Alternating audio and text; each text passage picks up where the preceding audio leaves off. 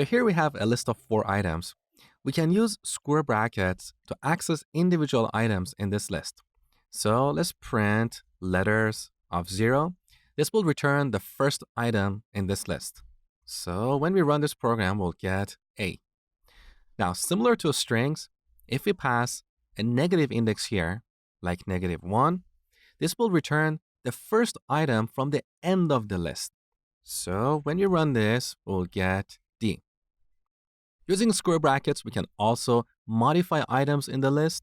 So let's change the first item to a capital A and then print the entire list. There you go. So this is the basic of accessing individual elements in a list. Now, earlier in the course, you learned that we can use 2 indexes to slice a string. We have the exact same concept here. So we add square brackets, first index, colon, second index. And this will return a new list with the first 3 items in our original list. So if we print our original list, you can see that it's not changed. Now, just like strings, if you don't specify the first argument, 0 will be assumed by default. So as you can see, these 2 expressions produce the exact same result. Similarly, if you don't include the end index, by default, the length of the list will be used here. So this expression will return a new list with all the items in the original list.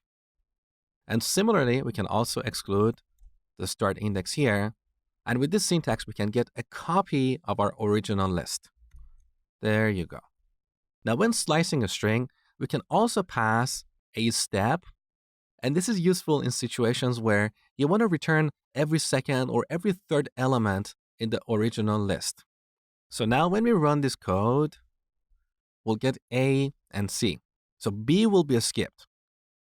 Let me show you using a better example. So I'm going to delete everything here. Create a new list called numbers.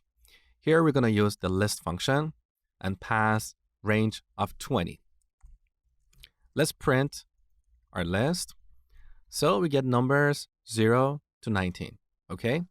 Now let's see what happens when we add square brackets here with 2 colons and 2. This will return every other element in the original list.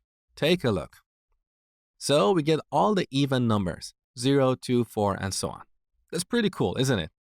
Here's another cool thing you can do here. Let's change the step to -1. As you can see, this will return all the items in the original list, but in reverse order. So these are some useful things you can do with lists. Next, we'll look at unpacking lists.